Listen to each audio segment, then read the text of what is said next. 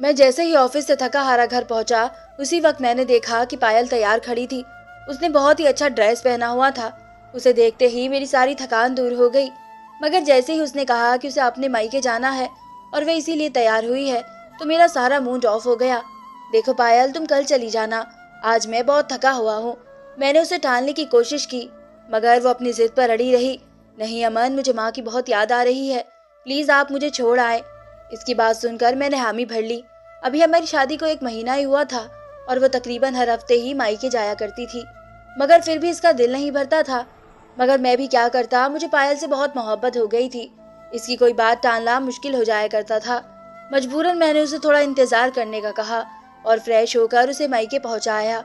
उसने कहा था कि मैं इस रात को लेने आऊंगा। मैंने जल्दी से वापस का रास्ता लिया क्योंकि मैं बहुत थका हुआ था। आज तबीयत भी कुछ अच्छी नहीं लग रही थी, मगर ये बात मैं पायल को ना कह पाया। मैंने जैसे ही गेट के सामने अपनी कार रोकी, तो अचानक मेरी नज़र मेरे पड़ोसी के घर की तरफ उठी। तो मुझे हैरत का झटका लगा, क्योंकि उनके छत पर जो तार लटक रही थी, इसमें हूबहू वही जोड़ा लटक रहा था जो मैंने अभी अभी पायल को पहने हुए देखा था। वही रंग, वही प्रिंट। मैं काफी देर तक इसी तरफ देखता रहा। कैसा अजीब इत्तेफाक है, मैंने दिल में सोचा, हो सकता है पायल ने और भाभी ने साथ में शॉपिंग की हो, एक जैसा ड्रेस लिया हो। मैं उन्हीं सोचों में गुम था और जैसे ही चौकीदार ने गेट खोला तो मैं कार अंदर ले गया। मैंने नौकर को कहा कि मुझे कोई डिस्टर्ब ना करे, मैं कुछ देर आराम करूंगा। इस दिन मैंने इस बात पर ज्यादा गौर नहीं किया। अक्सर इस तरह के इत्तेफाक होते रहते हैं। मैं रात को पायल को वापस ले आया था, लेकिन मैं इसे ये बात बताना भूल गया कि यही ड्रेस पास वाली के पास भी है। लेकिन 2 दिन बाद मेरी हैरत के इंतहा न रही जब पायल ने मुझे कहा कि वह अपने मायके जाना चाहती है क्योंकि आंटी की तबीयत ठीक नहीं है। उस वक्त वह फिरोजी रंग के बेहद खूबसूरत लिबास में थी। मैंने उसे प्यार की नजर से देखा और उसी वक्त उसके मायके पहुंचा। लेकिन जैसे ही मैं घर पहुंचा तो दंग रह गया, क्योंकि मेरे पड़ोसी की छत पर आज वही सूट लटक रहा था जो पायल पहन कर गई थी। ये कैसे हो सकता था?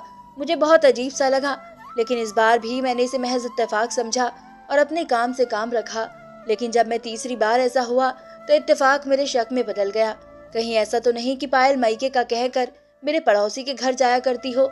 लेकिन ऐसा कैसे हो सकता था?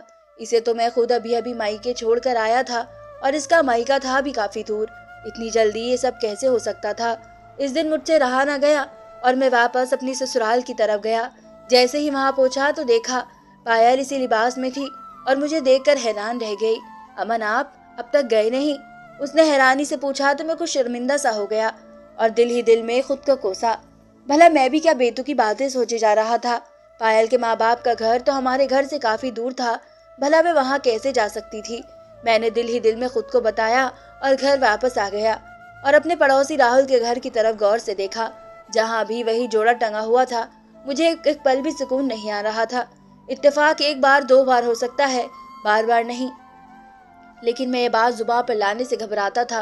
अभी मेरी शादी को दिन ही कितने हुए थे और पायल को कितनी तकलीफ होती मेरी बात से। यह सोचकर मैं खामोश हो गया। मुझे याद आ रहा था जिस दिन मेरी शादी हुई थी और मैं पायल को विदा करके घर ले आया था, उसी वक्त मेरा पड़ोसी राहुल मेरे घर मुबारक देने के लिए आया था और उसने अफसोस किया था कि वह शादी में ना आ सका क्योंकि इसकी भी आज ही शादी थी। इसकी बात सुनकर मैं खुश हुआ और हैरत में पड़ गया।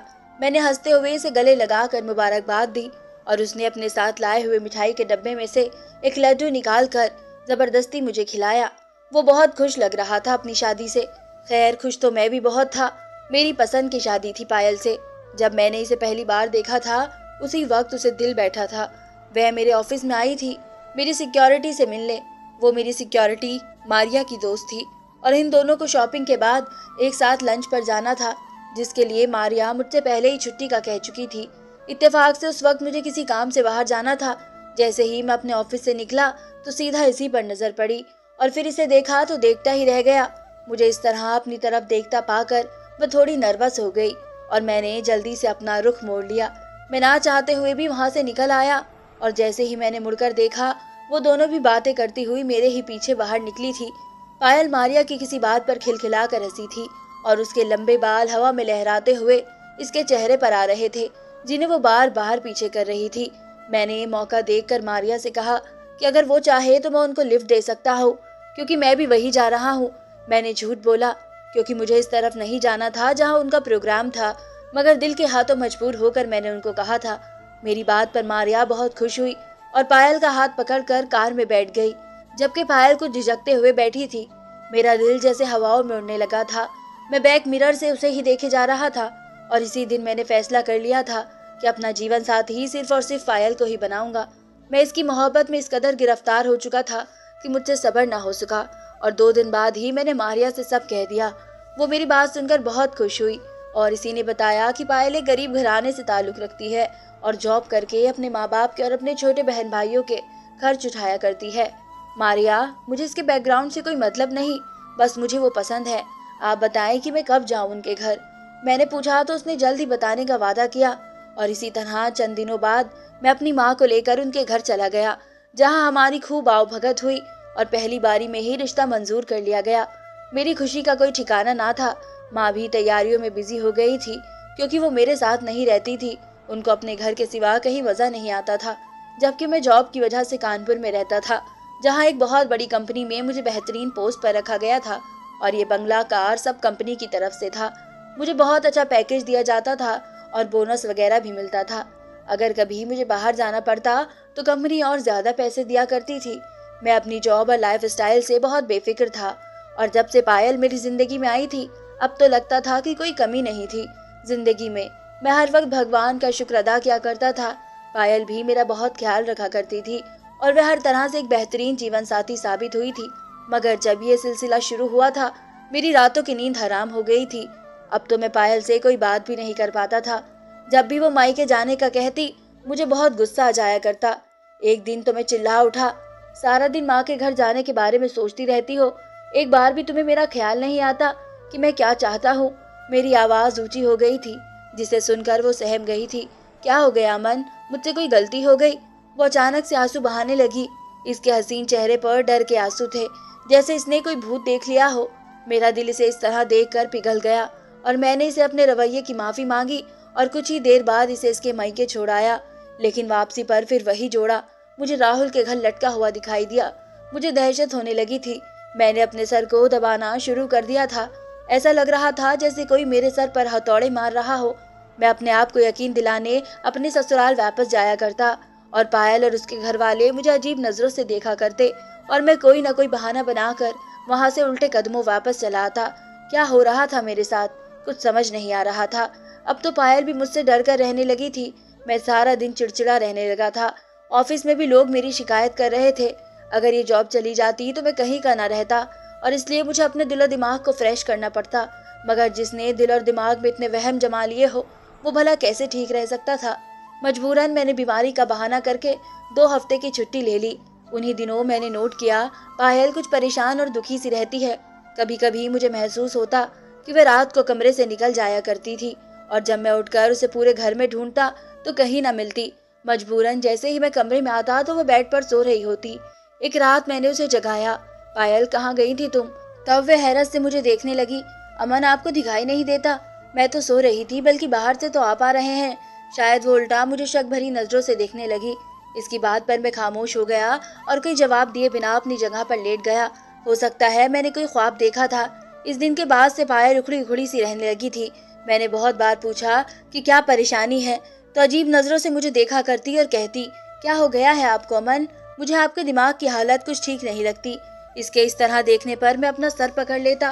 वह ठीक तो कह रही थी। मैं आजकल उल्टी सीधी बातें ही तो करता रहता था, लेकिन अब की बार मैंने सोच लिया था कि इस परेशानी को हल करना ही पड़ेगा। और जैसे ही पायल को मायके छोड़कर वापस आया तो हमेशा की तरह वही जामनी रंग का जोड़ा राहुल के घर छत पर टंगा हुआ मिला। मैं कुछ सोचकर अंदर गया और सीधा सीढ़ियां चढ़ते हुए छत पर पहुंचा। मेरी और राहुल की छत बिल्कुल मिली हुई थी। मैंने चारों तरफ देखने के बाद उसकी छत लांगी और तार पर टंगे कपड़ों को हाथ लगाकर देखा। वो ताज़ा ताज़ा धुले हुए थे, उनमें से पानी टपक रहा था।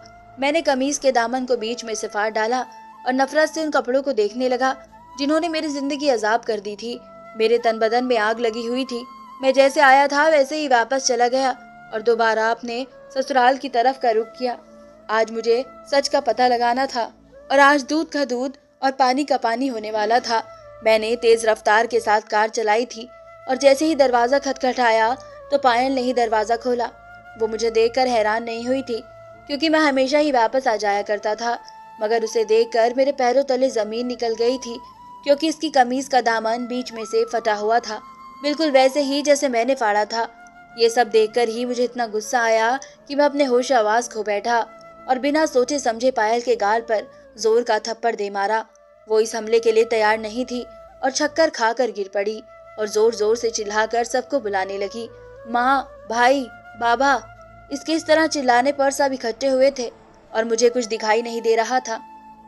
मैंने इसका हाथ पकड़कर खींचा, चलो मेरे साथ। मैं भी चिल्लाया, क्या हो गया बेटा, आप ऐसा क्यों कर रहे हैं? मेरे सास ससुर हैरान परेशान बीच में आ गए और पूछने लगे। मेरी सांस फूल गई थी। अब ये सब आप अपनी बेटी से क्यों नहीं पूछते कि किसको बेवकूफ बना रही है ये? मैं इसकी तरफ इशारा करके उनको बताने लगा, मगर बेटा इसने क्या किया है? मेरे ससुर ने मेरा हाथ थाम कर नरमी से पूछा, अंकल इससे पूछे कि इसकी कमीज कैसे फटी है। मैंने अपने गुस्से पर काबू पाते हुए बड़ी मुश्किल से कहा। मेरी बात पर वे सब चौंक कर एक दूसरे को देखने लगे, लेकिन इसकी कमीज तो अभी अभी गेट से अंदर आते हुए दरवाजे पर लगी कील में फंसकर फटी है बेटा। वो सब एक जुबान होकर मुझे बताने लगे और पायल अभी तक जमीन पर बैठी आंसू बहाई जा रही थी। नहीं, ये नहीं हो सकता, आप सब लोग इसके साथ मिले हुए हैं, इसके झूठ में इसका साथ दे रहे हैं।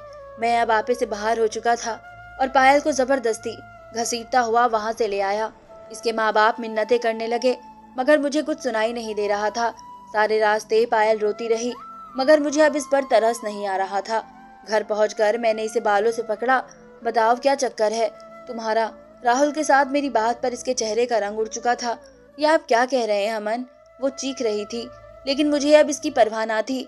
मैं कोई गिरा हुआ बेगैरत इंसान नहीं था जो आंखों देखी मक्खी निकल लेता, मगर वो लगातार इनकार किए जा रही थी।